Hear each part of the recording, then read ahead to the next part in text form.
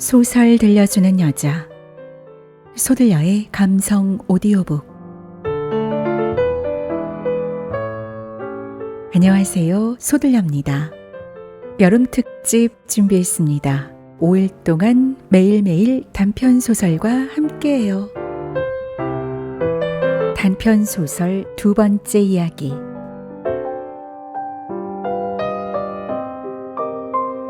어느 여인의 고백. 기드 모파상. 나의 벗이여, 당신은 나에게 인생에서 가장 생생한 추억담들을 들려달라고 요청하신 적이 있습니다. 나는 부모도 자식도 없이 이제는 나이가 들었습니다. 그래서 당신께 나 자신을 자유롭게 고백할 수 있습니다. 다만 이름을 절대 밝히지 않겠다는 것만은 약속해 주십시오. 당신도 아시다시피 나는 퍽 많은 사랑을 겪었습니다. 그래서 때로는 내가 나 자신을 사랑하기도 했습니다. 난 상당한 미모를 가졌죠.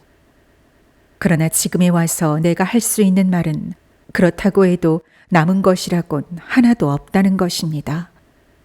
내가 보기에는 마치 육체적 생활에 공기가 없어서는 안 되듯이 사랑이란 정신적 생활에 불가결한 것입니다. 애정 없이 언제나 나를 열심히 생각해주는 사람 없이 사느니 차라리 죽는 것이 낫다고 생각했습니다. 여자들은 흔히 진실한 사랑은 일생에 단 한 번밖에 할 수 없다고 주장합니다. 하지만 나에게는 이따금 열렬한 사랑이 찾아왔으므로 내 인생에 정열적 사랑의 종말이란 있을 수 없다고 생각했습니다. 그러나 이러한 나의 정열의 불꽃은 마치 장작이 떨어진 난로처럼 언제나 저절로 꺼져버리곤 했습니다. 오늘 나는 당신에게 내가 아주 순진했던 시절 겪은 사건들 중에 최초이지만 그 다음 사건들의 원인이 되었던 경험을 말씀드리겠습니다. 그 지독한 패크의 약제사의 끔찍스러운 복수는 내가 어쩔 수 없이 말려들었던 그 무서운 사건을 다시 생각나게 했습니다. 나는 그 1년 전에 에르베드 케르 백작이라는 한 부유한 남자와 결혼했습니다. 그는 브르타뉴의 오래된 가문 태생으로 물론 난 그를 좋아하지 않았습니다. 내가 생각하기로는 적어도 진정한 사랑이란 자유와 장애가 동시에 있어야 합니다. 강요된 사랑, 법적으로 공인된 사랑, 신부에게 축복받은 사랑, 그런 것을 진짜 사랑이라고 할 수 있습니까? 법적으로 허용되어야 하는 키스란 도둑맞은 키스보다 나을 것이 없습니다. 나의 남편은 키가 크고 점잖고 태도가 참으로 신사다웠습니다. 그러나 지성이 부족했습니다. 그는 솔직하게 이야기하고 칼로 자르듯이 생각을 모조리 털어놓았습니다. 사람들은 그의 머릿속이 앞뒤가 막힌 생각으로 꽉 차 있다고 여겼습니다. 이러한 사고방식은 그의 부모님이 그에게 물려준 것이며 또한 그 부모님의 조상이 지녔던 것이기도 합니다. 그는 결코 저주하거나 매사에 당황하지 않고 달리 볼 수도 있다는 생각은 눈꼽만큼도 하지 않은 채 즉각적으로 편협한 의견을 내놓곤 했습니다. 그래서 사람들은 그의 머리는 꽉 막혀 있고 마치 문이나 창을 열어놓으면 집안의 공기가 바뀌듯이 그의 정신을 새롭게 하고 건전하게 할 그런 궁리가 그 속에서는 돌지도 못한다고 생각했습니다. 우리가 살던 성과는 황량한 지방의 한복판에 있었습니다. 그 성과는 커다랗고 을씨년스러운 건물로서 거대한 수목에 둘러싸여 있었는데 그 건물에 낀 이끼는 노인들의 흰 수염을 연상시켰습니다. 사실 숲이라고 하는 것이 맞을 큰 정원은 주위에 깊은 도랑이 둘러싸고 있으며 그 정원 끝 벌판 쪽에 갈대와 수초가 그득한 2개의 못이 있었습니다. 그 두 못을 연결하는 시냇가에 나의 남편은 드로리를 사냥하기 위하여 조그만 원두막을 짓게 했습니다. 원래 있던 하인들 이외에 죽으라면 죽을 정도로 남편에게 충실한 짐승 같은 시종 하나와 나에게 정성을 다하는 거의 친구나 다름없는 몸종 하나를 우리는 각각 데리고 있었습니다. 나는 5년 전에 그 아이를 스페인에서 데려왔죠. 의지가 없는 아이였어요. 검은 살결의 검은 눈동자, 그리고 삼림처럼 숱이 많고 언제나 이마 언저리에 머리카락이 삐죽삐죽 일어선 이 계집아이를 사람들은 보헤미안으로 여겼습니다. 그녀는 16살이었지만 20살은 되어 보였어요.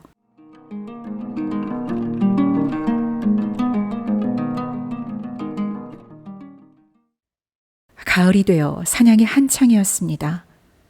사냥판이 어떤 때는 인근에서 또 어떤 때는 우리 집에서 벌어지곤 했어요. 그 무렵 씨라는 젊은 남작이 내 눈에 띄었습니다. 우리 성관을 유난히 자주 찾아오더니 얼마 후 발길을 끊었고 나도 잊어버리고 말았죠. 그러나 남편이 나를 대하는 태도가 바뀐 것을 난 눈치챘습니다. 남편은 말수가 적었고 생각에 골몰한 것 같았으며 나를 포옹해 주는 일이 없었어요. 그러나 내가 혼자 있기 위해 방을 따로 쓰자고 강요하다시피 하여 나의 침실에 들어오는 일은 별로 없었는데 밤이면 내 방문 앞까지 와서 서성거리다가 얼마 후 멀어져가는 발소리가 들리곤 했습니다. 나는 내 방 창문이 1층에 있는 탓으로 성관 주위에서 후미진 곳을 순찰하는 발소리까지 들려온다고 믿었죠. 남편에게 그런 이야기를 했더니 나를 한동안 뚫어지게 쳐다보다가 이렇게 대답을 하더군요. 아무것도 아니요. 내 시종이 순찰하는 거요. 그러던 어느 날 저녁, 우리가 저녁 식사를 마쳤을 때 그날따라 즐거운 표정을 드러내진 않았지만 이상하게도 즐거워 보이는 에르베가 나에게 이런 질문을 했습니다. 여보, 저녁마다 우리 암탉을 잡아먹으러 오는 그놈의 여우를 잡아 죽이기 위해 당신이 그 사냥 원두막에 서너 시간 가 있는 게 어떻겠소? 난 놀랐습니다. 그래서 주저했습니다. 그러나 그가 끈덕지게 바라보았기 때문에 난 이렇게 대답하고 말았습니다. 좋죠, 뭐. 나도 남 못지않게 늑대며 멧돼지를 잡은 적이 있다는 것을 당신께 말씀드려야겠군요. 그러니 나에게 사냥 원두막에 가자고 하는 것은 너무도 있을 법한 제안이었습니다. 그러나 나의 남편은 갑자기 이상하게도 신경질이 난 것 같아 보였습니다. 그래서 저녁 내내 화가 나서 일어났다 앉았다 하면서 안절부절 못했습니다. 10시쯤 그는 불쑥 이렇게 말을 하겠죠. 준비 다 되었소? 난 일어섰습니다. 그가 손수 내 총을 가져다 주기에 난 물었습니다. 노루잡이 총알을 제야하나요? 아니면 보통 총알을 제야하나요? 그는 놀라는 기색이더니 말을 받았습니다. 노루잡이면 돼요. 그것이면 충분해요. 자신을 가져요. 그러고 나서 잠시 후에 그는 담담한 어조로 이렇게 말을 이었습니다. 당신 특유의 그 침착성을 과시해 보구려. 나는 웃음을 터뜨렸습니다. 제가요? 왜요? 여우 잡으러 가는데 침착성이라니요. 당신은 무슨 생각이신 거예요? 그러고서 우리는 큰 정원을 건너서 소리를 죽이며 출발했습니다. 온 집안은 잠들어 있었습니다. 보름달은 석반석 지붕이 빛나는 우중충하고 낡은 건물에 노란 빛을 띠게 해주었습니다. 그 건물을 보호하는 2개의 망루에는 꼭대기마다 등이 달렸고 이 달밝은 쓸쓸한 밤, 훈훈하고 무언가에 눌리는 듯하여 죽음 같은 이 밤의 고요를 깨뜨리는 소리는 아무것도 들리지 않았습니다. 오직 장례식의 무거운 공기 같은 것이 만물을 짓누르는 듯 했습니다. 우리가 정원 나무들 밑에 들어서자 싸늘한 공기와 낙엽의 향기가 몸에 스며들었습니다. 우리가 정원 나무들 밑에 들어서자 싸늘한 공기와 낙엽의 향기가 몸에 스며들었습니다. 나의 남편은 아무 말도 없었어요. 그러나 그는 사냥하고 싶은 간절한 마음에 불타서 귀를 기울이기도 하고 사방을 살피기도 하며 어둠 속에서 무엇인가 냄새를 맡는 것 같기도 했습니다.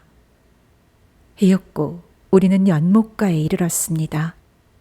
동심초의 줄기들이 움직이지 않았습니다. 바람기라곤 전혀 없어 어루만져주지 못했던 거죠. 그러나 겨우 보일까 말까 하는 어떤 것들이 물속에서 움직였습니다. 때로는 수면의 한 점이 움직였습니다. 그래서 그 점에서부터 달빛에 어른거리는 주름살 같은 가느다란 동그라미가 멀리 퍼져나갔습니다.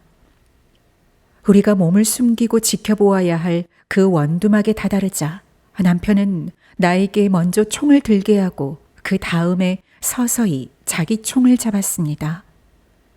그러자 총의 덜그럭거리는 소리에 이상한 기분이 들었습니다.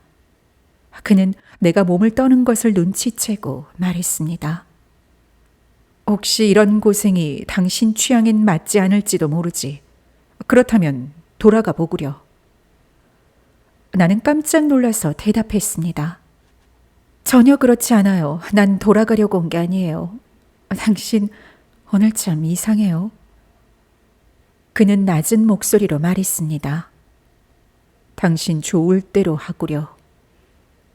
그리고 우리는 움직이지 않았습니다. 반 시간 가까이 지나도 달 밝은 가을밤에 무거운 정적을 깨뜨리는 것이 아무것도 없기에 나는 아주 낮은 목소리로 말했습니다. 그것이 여기로 지나는 것이 틀림없을까요? 에르베는 내가 그를 물기라도 한 듯이 진저리를 쳤습니다. 그러고는 나의 귀에다 입을 대고는 틀림없소 들어봐요 했습니다. 그러고는 또 침묵이 시작되었습니다. 남편이 내 팔을 잡자 마음이 가라앉는 것 같았습니다. 그는 목소리를 바꾸어 조용히 말했습니다. 저기 나무 밑을 보고 있소. 난 아무리 보아도 소용이 없었어요. 아무것도 구별하지 못했죠. 그때 에르베는 나의 눈을 뚫어지게 들여다보면서 천천히 총을 어깨에 대었습니다. 나 역시 총을 쏠 준비가 되어 있었어요. 그런데 갑자기 우리 앞에 30보 떨어진 저쪽에서 한 남자가 불을 환히 밝히고 나타나더니 도망치듯이 몸을 구부리고 빠르게 왔습니다. 나는 하도 놀라서 날카로운 외마디 소리를 질렀습니다. 그러나 몸을 돌리기도 전에 불꽃이 내 눈앞을 휙 스쳤어요. 총소리에 난 정신이 얼떨떨했어요. 그리고 그 사람이 총알 맞은 늑대처럼 땅바닥에 구르는 것을 보았습니다. 난 공포에 질려 정신을 잃고는 날카로운 소리를 질렀습니다. 그때 에르베의 분노에 떠는 손이 나의 목을 잡았습니다. 난 넘어졌습니다. 그러자 그는 억센 팔로 나를 안아들었습니다. 나를 허공에 번쩍 들고 풀밭에 쭉 뻗어 자빠진 시체 있는 곳으로 그는 달려갔습니다. 그러고는 마치 내 머리를 부수려는 듯 나를 그 위에 내동댕이 쳤습니다. 난 죽었구나 하고 생각했습니다. 그는 나를 곧 죽일 참이었습니다. 그래서 벌써 내 이마 위에 자기의 발꿈치를 쳐들고 있었습니다. 그때 내가 무슨 영문인지 알 사이도 없이 그는 발이 걸려 넘어졌습니다. 나는 벌떡 일어섰습니다. 그리고 나는 나의 몸종인 파키타가 그의 위에 무릎을 꿇고 올라타고서 성난 고양이처럼 독이 올라 웅크린 채 한사코 그의 턱수염과 코미수염을 잡아 뽑고 그의 얼굴의 살갗을 잡아 뜯는 것을 보았습니다. 그러더니 갑자기 어떤 다른 생각이 사로잡힌 듯이 그녀는 벌떡 일어났습니다. 그러고는 그 시체 위에 엎어지더니 팔을 벌려 얼싸안고서 그의 눈 위에 입에 키스를 하고 자기의 입술로 죽은 자의 입술을 벌리고 숨소리를 찾았으며 또 사랑하는 사람끼리의 힘찬 포옹을 찾았습니다.